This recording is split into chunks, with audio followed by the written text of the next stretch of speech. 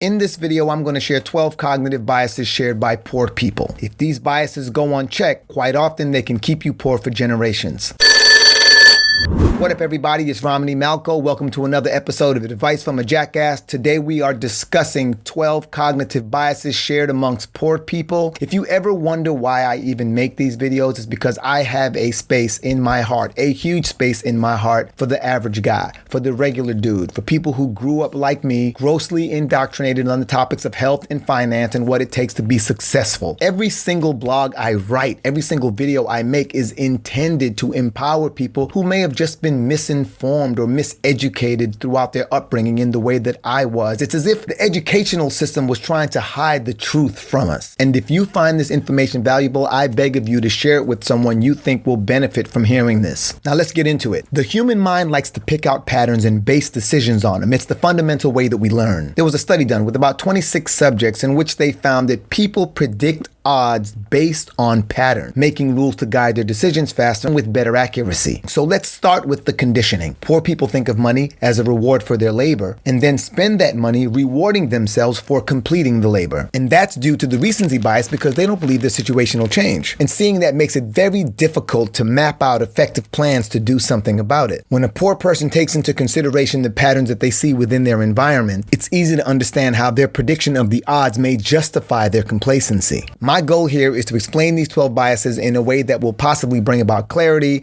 and hopefully inform you on ways to bring about change. Bias number 1 is the anchor bias. It's when poor people overvalue the first piece of information that they get, then base their entire decision on that info. Making an emotional attachment to the first few pieces of information we receive is a common trait amongst poor people. And because of that initial emotional attachment, we will sometimes allow it to outweigh information that may be closer to the truth. The second cognitive bias is the choice supportive bias. So let's say you fell for the anchor bias trap and you committed to renting an apartment. Here's where choice supportive bias comes in. You start an inner discussion on why you are better off living where you are, which will often prevent you from learning from your mistakes. And in doing so, will more likely fall for the anchor bias trap in future decisions. The choice supportive bias is why 44% of Americans are not happy with their homes, but continue to live there anyway. Cognitive bias number 3 is known as the bandwagon effect. And you know what the bandwagon effect is. It's when people are easily influenced by the herd. Something appears to be a common movement. Quite often people want to join that movement because by nature we are tribal and we find safety in numbers. And it might not necessarily be a common movement, but it may be a manufactured common movement, which is quite often what advertisers do. What I mean by a manufactured movement or manufactured popularity is that quite often advertisers will have something endorsed by your favorite athletes or your favorite actors or your favorite pop stars or your favorite rappers, and that will create the illusion of something being a popular movement or something being popular. Even on social media, people are attempting to promote themselves or promote their brands on platforms in which the demographic doesn't even meet the criteria, but they're doing it strictly out of FOMO. The fourth cognitive bias is the status quo bias. I say this time and time again. I can't take all the credit for it. I got to give credit to Tijuana Jackson. It's his quote. But poor people are the only people that I know who will go to extreme lengths to look good in front of other poor people. The status quo bias is an emotional bias. Quite often we find safety in what we are familiar with, even if it means an extremely compromised financial lifestyle. So if you are someone who's accustomed to being broke, you might actually find more safety in being broke than taking a risk at potentially improving your situation. Partly because your existing reference point is your safe zone. Any deviation from that safe zone is consciously or subconsciously perceived as a loss. I believe this is one of the main reasons that even when taught and given the proper information, poor people fail to invest. And before I go on to the fifth cognitive bias, I just want to say, please stick around to the end of the video. I'm going to provide you with a complete list of all of these biases that you can keep for yourself. Cognitive bias number 5 is the restraint bias. It's a tendency for people to overestimate their ability to control their impulsive behavior. You say you're going to tighten up your diet. I need to start eating healthier, right? And so maybe you go a couple of days and then you go, just because of the fact that we are eating out and everybody's, out here being social, I'm just going to let myself have a little bit of sugar tonight. It's not going to be that big of a deal. That particular inability to exercise the discipline to complete your mission is a perfect example of restraint bias. It's like that smoker who says he's going to quit, but every time you see him, he's taking his last puff. That is restraint bias. Poor people see rich people and think, when I get some money, I'm not going to spend like I spend now. I spend crazy now because I ain't got a lot. No, actually, that is restraint bias. It is important to never overestimate your self-control, especially when it comes to money. Cognitive bias number 6 is time discounting. This is when we tend to put way more value on current occurrences than future occurrences. So if you ask the average person if they would take $1 million right now or take $10,000 per month for the next 8 years and 4 months, which both add up to $1 million, most people are probably going to say, I want my $1 million right now. That's a time discounting bias, basically giving preference to immediate gratification rather than thinking about long-term goals. If someone came up to me and made me that offer when I was 25 years old, I would most definitely take the $1 million. One, partly because I would just assume that something would go wrong and I wouldn't continue to receive my $10,000, or because of the fact that I too tend to lean into immediate gratification. But looking at myself now at this age and looking back at myself at 25, the wiser thing would have been to take $10,000 a month, because by taking $10,000 a month, I would have bought myself time to effectively manage that money. Gave that to me in one lump sum. Actually, it was given to me in the one lump sum to a degree. You know, I would make that type of money in my younger years as a rapper rather quickly, give it away and blow it rather quickly. Cognitive bias number 8, the confirmation bias. Remember when I was on the Breakfast Club a while back and I had said that people were not looking for information, they were looking for affirmation? Well, that would be confirmation bias. It's basically when people search for information that either favors, promotes, strengthens, or confirms their existing beliefs. And that's a scary loop because it can keep you locked into these patterns of thinking, and as a result of that, you don't actually benefit from the new information that is made available to you. You can do some further research on this by looking up Dr. Peter Cathcart. He did some experimentation in the 1960s that further confirmed that most people are only seeking out information that helps to strengthen their existing personal beliefs. Sadly, that pattern of researching affirmation after affirmation keeps us locked in a cycle of poverty. It's also a type of cognitive bias where people gather and remember information selectively, especially when it involves matters of the heart or deep-seated beliefs, traditional beliefs such as religion, politics, etc. The 9th cognitive bias is loss aversion. Loss aversion is quite difficult to explain. It's not quite the same as risk aversion. Studies suggest that a loss has twice the psychological impact of a gain. To some,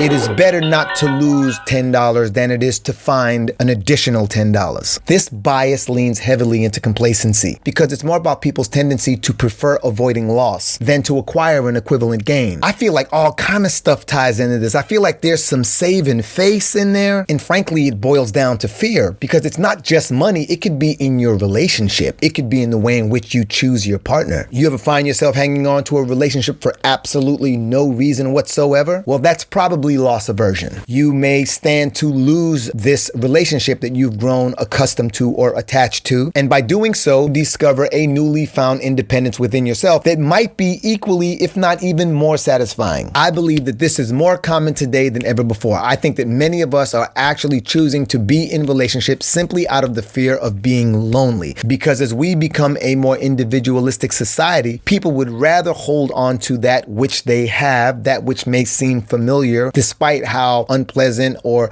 what lacks in chemistry, rather than risk discovering an aspect of themselves in their independence that could potentially put them on a completely different plateau and a new level of appreciation for relationships. Cognitive bias number 10, hindsight bias. It's this term used in psychology to explain how people have this tendency to overestimate their ability to predict an occurrence, right? Despite the occurrence having been almost impossible to predict. Kind of like when I look back, right? And I know y'all gonna think I'm making this up, but it's kind of like when I look back at the Anthony Joshua Ruiz fight and I was like, I have this funny feeling that this Ruiz guy is gonna give Anthony Joshua trouble. And a part of me wanted to bet. Never bet on boxing, by the way, because it's too corrupt, it's too unpredictable. You just saw what happened with Wilder and Fury. But I kind of beat myself up a little bit because the odds were 25-1 and I wanted to put like a cool $2,000 down. That would have been a $50,000 win right there. But it's me looking back and having like this, it's like this I knew it mentality. Real talk, that's hindsight bias. That's me beating myself up for something that really was almost impossible to predict. Now, before I breeze through these next two biases, I just want to ask you to follow me on The Pep. It's an app that I created for myself so that I can notify people who are interested in my content directly rather than relying on the algorithms of social media platforms to do so. I kind of get marginalized. I'm only allowed to reach about maybe 1 to 2% of the people who follow me on Facebook, and similar things occur on the other platforms. But when people follow me on The Pep, I notify them, and that notification takes them directly to whatever the post is on Facebook, or if they follow me on YouTube, directly to whatever the post is on YouTube, etc., etc. This way, if there's ever a change in policy or algorithm, it doesn't affect my ability to communicate directly with you and provide you the content that I hope you are enjoying. Let's move on. Cognitive bias number 11 is optimism bias. It's when you convince yourself that you are much less likely to experience a negative event. You know, you think, oh, that could never happen to me. You see maybe the coronavirus going around and you think to yourself, oh, that wouldn't happen to me. That only happens to blah, blah, blah. This is also known as unrealistic optimism or comparative optimism. Hell, even rats and birds have optimism bias. That wasn't a joke, fam. So theoretically, we all have optimism bias, which is a good piece of information to know, especially when you consider the anchor bias. And I say this because knowing that we have optimism bias and understanding the anchor bias, maybe it gives us an opportunity to say, okay, I'm going to challenge my anchor bias. I'm going to challenge my optimism bias by providing ourselves with more sobering information that doesn't necessarily support our existing personal beliefs. Many philosophers believe that that is a great technique for countering our optimism bias. Knowing that the optimism bias is already built in, I'm definitely inspired to consider alternatives in any given situation. I kind of feel like optimism bias murders people in my industry because they'll get in a really good show, they'll start making a bunch of good money, and they'll instantly increase their lifestyle because their optimism bias tells them that they're going to make more, there's going to be more rolling in, and all of a sudden that show gets canceled and they're stuck with all these bills and stressing out and desperate for work, unable to pay their bills, delinquent on their taxes, all as a result of optimism bias. The last and final 12th cognitive bias is the ostrich effect. It's called the ostrich effect because people believe that when faced with a threat, ostriches tend to bury their heads in the ground. Ultimately, what this is that when people are dealing with a problem, quite often they believe if they ignore it, it will go away. Believe it or not, 6 years before my father died of cancer, a masseuse found a tumor right above his stomach. My dad kind of took the ostrich effect. He told no one. 6 years later, he was gone. I think my father just didn't want to know what that lump was. In my younger years, I found myself doing this with my financial reports. I didn't want to know where I actually stood financially. I didn't want a clear breakdown of my financial standing. I was afraid to know. Even today, I'm still afraid to know. I mean, I have no choice but to look at it now. But even today, I'm still afraid to know. And I think that speaks for most of us who grew up poor. When you take this approach with finances, you've pretty much got all 12 cognitive biases working against you. Confronting your challenges head on and having a crystal clear understanding of your financial standing at all times is the true path to wealth. Being extremely honest and aware about your financial strengths and weaknesses will give you a better shot at success. And yo, if you like this information, please follow a brother at peprequest.com. You know what this is making me realize? This is making me realize why I have such a passion for the little guy, the average guy, the regular dude who grew up poor. I understand where that bias is coming from because deep down inside, I'm kind of still that guy. I have a lot of these biases. I do these from time to time, not as much as I did back in the day, but I still exercise these biases from time to time. And now I'm really going to use this information to discipline myself. By the way, if you are interested in getting this list, if you are interested in downloading this list so that you can have it for yourself, please go to peprequest.com. Now, really quick, let me just go over a couple of things that really stood out to me, and then you can maybe put in the comments what you thought stood out to you. I'd be really interested in knowing what you picked up on that kind of struck a nerve for you, all right? But for me, the anchor bias one really stood out. Putting too much weight and making an emotional attachment to the first bits of information that I receive. Avoid doing that. That right there really stood out as a good one for me. Another one that stood out for me was restraint bias, when people overestimate their ability to control their impulsive behavior. That's something that I've got to take note of. I think that sometimes I believe that I'm eating healthier than I actually am. And so now I'm going to really put the smack down to make sure that I recalibrate. That one was hot for me. Optimism bias. I truthfully believe that I'm I'm a brother who suffers from optimism bias. And don't get me wrong, I believe that it is important to think optimistically. I genuinely believe that my optimistic thinking has really helped me achieve a lot in life, but it's also important to understand, especially when it comes to finances, that I still have to plan for alternative outcomes. I think that loss aversion hit me in the heart too, you know what I mean? Where sometimes I'll be more content with what I know I have than maybe taking strides to potentially make an equivalent gain. That's another one that I've got to watch myself with. And lastly, the Ostrich Effect. I think that sometimes I do bury my head in the sand. I don't think I am as vigilant as I need to be when facing adversity or facing things that could potentially threaten my well-being or threaten my financial standing. I don't think that I am as aggressive in facing those things head on as I should be. And I've gotten a hell of a lot better, but the goal is now, especially after making this video, the goal is now to strengthen that muscle. Okay, y'all, do you identify yourself as having any of these biases, or are you just completely oblivious? Kidding. I'm just kidding. But if you do, please say so in the comments. Give a brother a little activity, a little action so that he knows people are responding to the video. Can't you do that? Once again, if you'd like to receive a list of these biases, please go to peprequest.com and click that little button that says free download. Thank you for being a part of the PEP. If you are not yet a member but would like to join the discussion, feel free to request an invite at peprequest.com. My name is Romany Malco, and this concludes another episode of Advice from a Jackass.